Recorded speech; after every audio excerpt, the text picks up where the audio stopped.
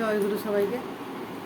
দীক্ষা নিয়ে যদি কেউ ঠিকমতো ঠাকুরের বলা কাজগুলি করে তার জীবনে কি হয় সেই ঘটনা আমি আপনাদের কাছে বলার চেষ্টা করছি। একটি ছোট্ট মেয়ে, সে যখন ক্লাস 7-8 পড়ে তখন মেয়েটি টিউশনি পড়তে যেত। টিউশনি পড়তে আসার পথে প্রায় দেখতে একটা বাড়িতে কোনো দিন সৎসঙ্গ হচ্ছে, কোনো দিন প্রার্থনা হচ্ছে, মানে তার রাস্তাতে পড়তো আর কি। সে শুনতো, প্রার্থনা শুনতো, জয় রাধে শুনতো, খুব ভালো লাগতো। তো সেরকমই একটা দিন সে টিউশনি থেকে বাড়ি ফিরছে, তো সেই বাড়িতে সৎসঙ্গ হচ্ছিল। সে ঢুকে পড়ে এবং সৎসঙ্গ শোনে এবং তার খুব ভালো লাগে, ঠাকুরকে ভালো লাগে, ঠাকুরের বাণীটাকে ভালো লাগে এবং যিনি বলছিলেন তার কথাগুলিও তার খুব মনে গেঁথে যায়। তার ইচ্ছা হয় দীক্ষা নেবার জন্য। তো সে মেয়েটি তখন সে আগ্রহ প্রকাশ করে দীক্ষা নেবার জন্য এবং যথারীতি তাকে সেখানে দীক্ষাও দেওয়া হয়।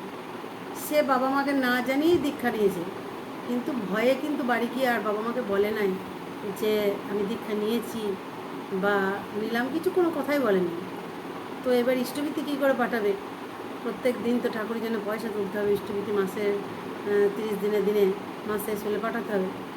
তো তখন সে কী করলো, তার মা বাবা তাকে টিফিন খাওয়ার জন্য যে পয়সা দিল সেই পয়সাটা রেখে দিয়ে সে প্রত্যেকটি মাসে নিয়মিত ইষ্টভীতি পাঠাতে লাগলো।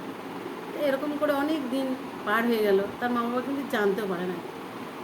তারপর আস্তে আস্তে আস্তে আস্তে যখন সে মানে একদম একনিষ্ঠ ঠাকুরের কর্মী হয়ে উঠলো, তখন মানে ক্লাস 9-10 পড়ে, বছর 2 পর, তখন তার দেখা দেখি তার বোনও দীক্ষা নিল।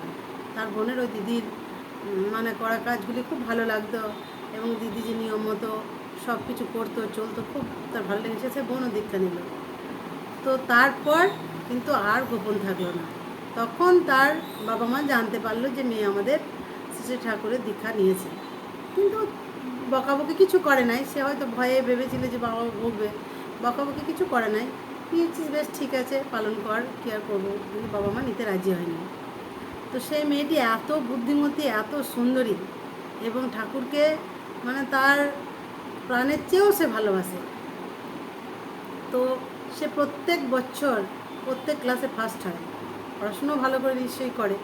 তো ফার্স্ট হয় এবং সে যখন মানে হায়ার ক্লাসে উঠলো তখন তাকে দেখে মুগ্ধ হয়ে তার বাবা মা বা তার আশেপাশে বাড়ির সবাই অনুপ্রাণিত হলো।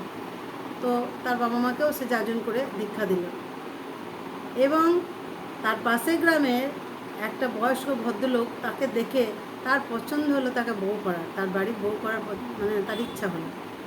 সে তার বাবা মাকে ডেকে পাঠালো, বললো তোমার মেয়েকে আমি আমার বাড়ির বউ করতে চাই। তো বাবা মা তাদের সব কিছু দেখে শুনে ভালো লাগলো, যাক বিয়েটাও তার ঠিক হয়ে গেল।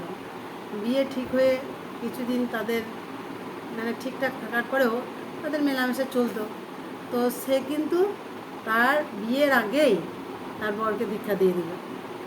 তা ঠাকুরকে কিন্তু সে কিন্তু শ্বশুরবাড়িতে আগেই ঢুকিয়ে দিল সে যাবার আগে। তো দেখুন কেমন ইষ্টপ্রাণ বা ঠাকুরকে ভালোবাসলে কি হয়। তো সে এখন ঠাকুরকে দীক্ষা নিয়ে তার পরিবারের সকলকে দীক্ষিত করে সে এখন খুবই সুন্দর এবং খুব ভালোভাবে সংসার করছে। আর সে এখন একটা ভালো কলেজে মানে অধ্যাপিকা হয়েছে। মানে এটা আমাদের কাছে একটা গর্বের বিষয় যে একটা ছোট্ট মেয়ে ঠাকুরকে ধরে কিভাবে ঠাকুরের পথে চলেছে এবং কিভাবে তার আশেপাশে মানুষগুলিকে সে যাজন করে ঠাকুরের রাস্তায় নিয়ে এসেছে এবং নিজে প্রতিষ্ঠিত হয়েছে। সে চোখে না দেখলে হয়তো কেউ বিশ্বাস করতে পারবে না। তাই পরমপিতার দয়া প্রত্যেক সময়ই প্রত্যেক মানুষের জীবনই বয়ে যাচ্ছে, শুধু তাকে ধরে রাখতে হবে, তাকে চেষ্টা করতে হবে আমার জীবনে প্রতিষ্ঠিত করার। আমি যদি ঠিকমতো তাকে প্রতিষ্ঠিত করতে পারি আমি নিজেই এমনি এমনি প্রতিষ্ঠিত হয়ে যাব, আমার কোনো কিছুর পিছনে ছুটতে হবে না।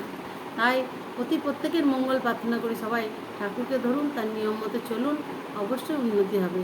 আজ না হয় কাল, দুদিন আগে আর পরে একটু ধৈর্য ধরতে হবে, কিন্তু হবেই। জয় গুরু।